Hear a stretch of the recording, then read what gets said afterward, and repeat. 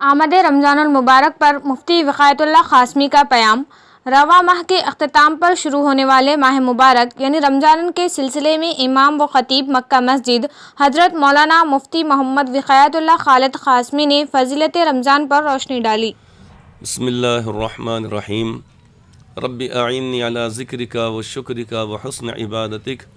رب اشرح لی صدری ویسر لی امری واحلل عقدۃ من لسانی یفقہوا قولی۔ سبحانک لا علم لنا الا ما علمتنا انک انت العلیم الحکیم۔ الحمد للہ وکفی وسلام علی عبادہ الذین اصطفی، اما بعد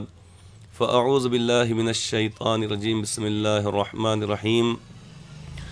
یا ایھا الذین آمنوا کتب علیکم الصیام کما کتب علی الذین من قبلکم لعلکم تتقون، صدق اللہ العظیم۔ وقال النبی صلی اللہ تعالی علیہ وآلہ وسلم، من صام رمضان ایمانا و احتسابا غفر له ما تقدم من ذنبه الى آخرہ، او کما قال النبی صلی اللہ تعالی علیہ وآلہ وسلم۔ بہت خوشی کی بات ہے، بڑی مسرت کی بات ہے کہ ہمارے لیے اللہ رب العزت نے وہ موقع فراہم کر دیا کہ جس کی دعا اللہ کے لاڈلے نبی علیہ السلام نے جس موقع پر فرمائی تھی، جب کہ رجب کا چاند دکھائی دیا، رجب کا مہینہ شروع ہوا، تو آپ نے دعا یہ فرمائی تھی کہ اللہم بارک لنا فی رجب و شعبان، کہ یا اللہ آپ ہمارے لیے رجب اور شعبان میں برکت عطا فرمائے اور ہم کو رمضان کا مہینہ عطا فرمائے، ہم کو رمضان کے مہینے تک پہنچائے۔ یہ ساری امت مسلمہ کے لیے بطور خاص بڑی مسرت اور بڑی خوشی کی بات ہے کہ الحمدللہ چند ہی گھنٹوں بعد یا چند دنوں بعد ماہ مبارک شروع ہو رہا ہے۔ ہم سب کے لیے لازمی ہے، ضروری ہے کہ اللہ تبارک و تعالیٰ کے اس حکم کو ہم پورا فرمائیں، اس لیے کہ اللہ تبارک و تعالیٰ نے یہاں پر اپنے ان بندوں سے جو اللہ رب العزت کی ذات عالی پر یقین رکھتے ہیں، ان کو بڑی پیاری اور بڑے پیارے انداز میں اور بہت ہی مشفقانہ انداز میں فرمایا، چونکہ اللہ تبارک و تعالیٰ نے الگ الگ انداز سے قرآن کریم بیان فرمایا۔ کہیں پر یا ایھا الناس اتقوا فرمایا گیا، لفظ الناس سے یعنی خطاب کیا گیا، اور جہاں پر ایمان والوں کو خطاب کرنا ہے وہاں پر انتہائی شفقت بھرے انداز میں بطور خاص یا ایھا الذین آمنوا، یعنی اے میرے وہ بندو کہ جنہوں نے مجھ پر ایمان لایا ہے، جنہوں نے میرے اوپر یقین کیا ہے۔ اب یہاں پر فرمایا گیا ہے کہ اے ایمان والو، تمہارے اوپر روزے فرض کیے گئے، کما کتب علی الذین من قبلکم، جیسا کہ تم سے پہلی امتوں پر فرض کیے گئے تھے۔ تو معلوم ہے کہ روزہ ایک ایسی عبادت ہے، اللہ رب العزت کو ایسی عبادت یہ پسند ہے کہ اللہ تعالیٰ نے اس سے پہلی امتوں پر بھی فرض فرمایا ہے، اور ہم کو آگے چل کر یہ تسلی دی گئی ہے اور فرمایا گیا ہے کہ ایام معدودات، یہ بہت تھوڑے روز ہیں۔ تھوڑے روز کا مطلب یا تو 29 یا 30، لیکن یہ عبادت اللہ تعالیٰ کو پسند ہے۔ یہ جسمانی عبادت اور بدنی عبادت کہلاتی ہے۔ جیسے نماز جیسا بدنی عبادت ہے، تو اسی طریقے سے یہ بھی بدنی عبادت ہے۔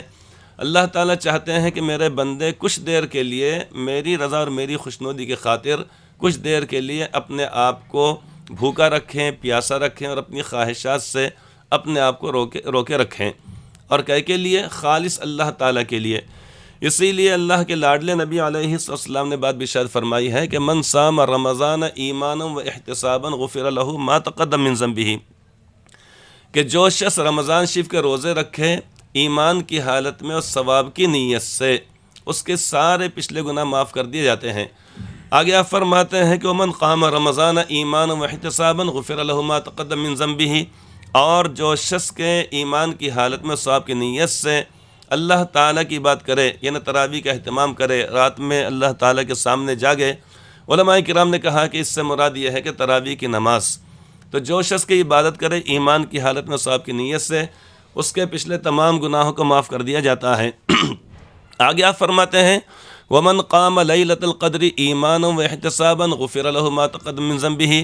اور جو شخص کے ایمان کی حالت میں اور ثواب کی نیت سے شب قدر میں عبادت کرے، جاگے، اس کے پچھلے تمام گناہ معاف کر دیے جاتے ہیں۔ اس حدیث پاک میں 3 باتیں بیان فرمائی گئی ہے، رمضان کے روزے، تراویح اور شب قدر۔ لہٰذا امت مسلمہ کو چاہیے کہ بڑی بشاشت کے ساتھ اس ماہ مبارک کا استقبال کریں۔ ہم کو بے چینی ہونا چاہیے، ہم کو انتظار رہنا چاہیے، جیسے اپنے کسی عزیز، اپنے قریب اور انتہائی قریب اور اپنے محبوب اور اپنے جگری دوست کا جیسے ہم کو انتظار رہتا ہے کہ وہ ہمارے گھر آئیں گے، ہم ان کی ضیافت کریں گے، یہاں پر بٹھائیں گے، یہاں کھلائیں گے، یہ پلائیں گے، ہم ان کو یہ چیزیں کھلائیں گے پلائیں گے، مشروبات، ماکولات۔ تو اسی طریقے سے ماہ مبارک کے تعلق سے چونکہ صحابہ کرام کو بے چینی سے انتظار رہا کرتا تھا، اللہ کے لاڈلے نبی علیہ السلام کو بے چینی سے انتظار رہا کرتا تھا، اس لیے آپ نے 2 مہینے پہلے آپ نے دعا فرمائی تھی۔ اسی طریقے ہم کو اہتمام کا ہونا چاہیے اور ہم نے اس کا انتظار کرنا چاہیے کہ میں انشاءاللہ تعالی قرآن کریم اتنا پڑھوں گا، روزے بڑی بشاشت کے ساتھ رکھوں گا، اسی طریقے تراویح کا اہتمام بہت میں خوش دلی کے ساتھ کروں گا، اس ماہ مبارک کے اندر میں صدقہ و خیرات کروں گا، تسبیح و تلاوت کروں گا، دعاؤں کا اہتمام کروں گا، اور اللہ تبارک و تعالیٰ کے سامنے اپنے پچھلے گناہوں پر میں نادم ہوں گا، شرمندہ ہوں گا، اور انشاءاللہ تعالیٰ اپنے گناہوں کو معاف کرا لوں گا۔ یہ سارے عزائم اور یہ ساری تیاریاں ہماری ہونی چاہیے، تب کہا جائے گا کہ ہاں واقعتاً ہم نے ماہ مبارک کا انتظار بھی کیا، استقبال بھی کیا اور اہتمام بھی کیا۔ تو ماہ مبارک کا انتظار بھی رہے اور اس کا استقبال بھی رہے اور اس کا اہتمام بھی رہے۔ اہتمام اس معنی کر کے عبادات کے ذریعے، دن کی عبادت روزہ ہے، رات کی عبادت تراویح ہے، قرآن کریم تلاوت ہے، ذکر و اذکار ہے، لہٰذا امت مسلمہ نے اس موقع کو غنیمت سمجھنا چاہیے، اس لیے کہ نہیں معلوم کہ اللہ تبارک و تعالی ہم کو آگے عطا فرمائیں گے نہیں عطا فرمائیں گے۔ ہماری خواہش تو یہی ہوتی ہے، دعا بھی ہونی چاہیے کہ یا اللہ آپ یہ بابرکت مہینہ ہم کو زندگی میں بار بار عطا فرمائیں۔ لیکن چونکہ سال گزشتہ کئی لوگ وہ تھے جنہوں نے ماہ مبارک کا اہتمام کیا، صدقہ و خیرات کیا انہوں نے اور ساری چیزیں کی، لیکن اس مرتبہ وہ اللہ کو پیارے ہو گئے۔ اسی طریقے سے نہ جانے کتنے وہ لوگ ہوں گے جو صحت مند تھے، تندرست ہیں، لیکن اس سال وہ مجبور ہو گئے، نہیں رکھ سک رہے ہیں، لہٰذا ہم نے اللہ تبارک و تعالیٰ کے اس بارے میں شکر ادا کرنا چاہیے۔ تو ایک بات تو یہ ہے کہ ساری امت مسلمہ اس کا اہتمام کرے، الا یہ کہ اللہ تبارک و تعالیٰ نے جو مجبوریوں کی صورت میں اجازت دی ہے، مثلا اگر کوئی شخص مسافر شرعی ہے، ان کے لیے اجازت ہے کہ اس موقع پہ روزہ نہ رکھے بلکہ بعد میں سفر سے واپس آنے کے بعد چھوٹے ہوئے روزوں کو رکھ لے۔ اسی طریقے سے اگر کوئی شخص بیمار ہے، اتنا زیادہ بیمار ہے کہ روزہ رکھنے سے مشقت ہوتی ہے، تکلیف بڑھ جاتی ہے، ان کو اجازت دی گئی ہے کہ اس وقت روزہ نہ رکھے بلکہ بعد میں ادا کر لے۔ تو ہر مسلمان عاقل و بالغ مرد و عورت پر کہ جن کو کوئی شرعی عذر نہ ہو، لہٰذا ان کے لیے اس بات کی اجازت نہیں ہے کہ روزہ نہ رکھیں، بلکہ روزہ رکھنا لازمی ہے، جیسے فرائض اسلام، نماز ہے، زکوٰۃ ہے، حج ہے، تو ارکان اسلام میں اور فرائض اسلام میں اس کا شمار ہوتا ہے۔ انتہائی محترم بالشان یہ عمل ہے، اور اللہ تعالیٰ کو یہ عمل اتنا پسند کہ اللہ تبارک و تعالیٰ فرماتے ہیں کہ الصوم لی وانا اجزی بہ، کہ روزہ میرے لیے ہے، یعنی میرے بندے نے میری رضا کے لیے رکھا، لہٰذا اس کا بدلہ میں ہی عطا کروں گا۔ یعنی علماء کرام لکھا ہے کہ سارے اعمال کا، نیک اعمال کا بدلہ فرشتے اللہ تبارک و تعالیٰ کے حکم سے لکھ لیتے ہیں، فلاں شخص نے یہ نیکی کرا، یہ نیکی کرا، یہ نہیں کرا، لیکن روزے کا بدلہ اللہ تبارک و تعالیٰ عطا فرمائیں گے۔ لہٰذا اللہ تبارک و تعالیٰ کو اپنے بندے کا ہر عمل پسند آتا ہے۔ اللہ تعالیٰ چاہتے ہیں کہ اللہ تبارک و تعالیٰ کی جو صفت ہے، یعنی نہیں کھانا نہیں پینا، میرے بندوں کے اندر بھی کچھ دیر کے لیے آ جائے، اور بہت تھوڑا سا وقفہ رہتا ہے، صبح صادق سے لے کر غروب آفتاب تک، یہاں تک ہم کو بھوکا پیاسا رہنا پڑتا ہے اور اپنی خواہشات سے اپنے آپ کو روکا رکھنا پڑتا ہے۔ تو ثواب کی نیت سے ہمارا یہ عمل ہونا چاہیے، کسی عذر ہو اگر تو اس صورت میں اس کو چھوڑا جائے، لیکن بعد میں اس کا اولین فرصت میں ہم نے اس کا اہتمام کر لینا چاہیے۔ اس کے علاوہ دوسری بات یہ ہے کہ تراویح کا اہتمام، جس میں قرآن کریم کو مکمل کرنا یہ مسنون ہے، پورے ماہ مبارک کے اندر تراویح پڑھنا یہ سنت ہے۔ اللہ کے نبی علیہ السلام نے اس کا اہتمام فرمایا۔ حضرت عمر فاروق اعظم رضی اللہ عنہ نے صحابہ کرام کو ایک امام کے پیچھے ایک مسکندر، یعنی مسجد نبوی صلی اللہ علیہ وسلم کے اندر انہوں نے ان کو متعین فرما دیا، اور اس وقت سے لے کر آج تک الحمدللہ 20 رکعت تراویح کا اہتمام ہوتا ہے۔ حرمین شریفین کے اندر بھی وہاں پر 20 رکعت کا اہتمام ہوتا ہے، لہٰذا امت مسلمہ نے 20 رکعت کا تراویح کا اہتمام کرنا چاہیے۔ اب آج کل چونکہ مجبوری کی صورت پیش آ رہی ہے کہ مساجد کے اندر اکٹھا اگر لوگ زیادہ اگر ہو جائیں گے تو اس صورت میں وہ جو وبائی مرض جو چل رہا ہے، کورونا جسے کہا جاتا ہے،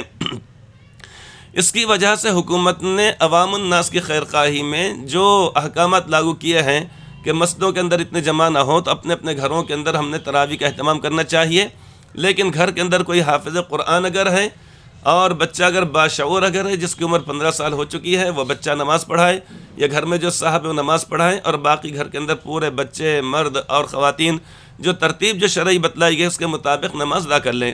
اتنی آسانی ہے کہ اگر خدا نخواست اگر کوئی حافظ قرآن اگر نہ ہو، جن کو 2 بھی سورہ اگر یاد ہے سورہ فاتحہ کے علاوہ کوئی بھی 2 سورہ، تو اس کو ہر 2 رکعت کے اندر پڑھ لیا جا سکتا ہے۔ بار بار جب اسی کو پڑھ لیں گے 20 مرتبہ میں، جب یعنی 20 رکعت کے اندر پڑھ لیں گے تو یہ چیز ادا ہو جاتی ہے۔ تو ایک عمل ہم کو یہ کرنا ہے۔ اس کے علاوہ صدقہ خیرات اور اسی طریقے سے اپنے پڑوسیوں کا خیال رکھنا، افطار میں بطور خاص ان کو مانگے بغیر ہم نے وہاں تک پہنچانا، یہ جو لوگ ہمارے پاس آئیں سائل بن کر، لہٰذا ان کو دینا چاہیے۔ الحمدللہ پورے ہی ملک کے اندر اور دنیا بھر کے اندر اپنے اپنے طور پر لوگ اس کا اہتمام کر رہے ہیں اور غرباء کی خبر گیری کر رہے ہیں، تنظیمیں بھی کر رہی ہیں، شخصی طور پر بھی لوگ کر رہے ہیں، لہٰذا ہم نے بھی اپنے اپنے اطراف و جوانب کا خیال رکھنا چاہیے۔ حدیث پاک کے اندر یہ بات فرمائی گئی ہے کہ لیس المؤمن بالذی یشبع جارہ جائع الی جنبہ، کہ وہ شخص مومن نہیں، یعنی حقیقی معنی میں مومن کہلانے کا لائق نہیں کہ جو شخص خود تو پیٹ بھر کے کھائے اور اس کا پڑوسی اس کے بازو بھوکا رہ جائے۔ لہٰذا اپنے پڑوسیوں کی ہم نے خبر گیری کرنا، بطور خاص مزدور طبقہ اور غریب طبقہ کہ جو اس لاک ڈاؤن کی وجہ سے یا ان چیزوں کی وجہ سے یعنی ان کو مزدوری نہیں ملتی ہے، پریشان حال رہتے ہیں، لہٰذا ان کی خبر گیری کرنا چاہیے اور ایک دوسرے کے ساتھ محبت سے میل ملاپ سے پیش آنا چاہیے۔ گھروں کے اندر ہم نماز تراویح کا ہم اہتمام کریں۔ اسی طریقے سے جمعہ کی نماز کے بدل متبادل جو ہے اس کا ظہر کی نماز جو کہا جاتا ہے، 4 رکعت نماز پڑھنا چاہیے اپنے اپنے گھروں کے اندر، انفرادی طور پہ پڑھنا چاہیے، چونکہ جمعہ کی عظمت ہے اور اس کی اہمیت ہے، لہٰذا وہ نماز تو تعداد جتنی بتلائی گئی 4-5 لوگوں کی مساجد کے اندر ہونا چاہیے، اور باقی حضرات نے جمعہ کی نماز کے بجائے ظہر کی نماز انفرادی طور پہ پڑھنا چاہیے۔ اس کے علاوہ باقی دیگر نمازوں کو ہم اپنے اپنے گھروں کے اندر ادا کریں جماعت کے ساتھ، لیکن وہاں پر آزو بازو کے لوگوں کو بلا کر بھیڑ وغیرہ نہیں کرنا چاہیے۔ اللہ تبارک تعالیٰ اس آنے والے ماہ مبارک کو ہم سب کو، ساری امت مسلمہ کو اللہ تعالیٰ مبارک کرے، اس کی قدر کرنے کی توفیق عطا فرمائے، اور بار بار ایسی مبارک عیدیں، مبارک راتیں، مبارک شب قدر اور مبارک ایام اللہ تعالیٰ ہم سب کو عطا فرمائے۔ آمین ثم آمین، وآخر دعوانا الحمد للہ رب العالمین۔ ٹھیک، چلیے اجے۔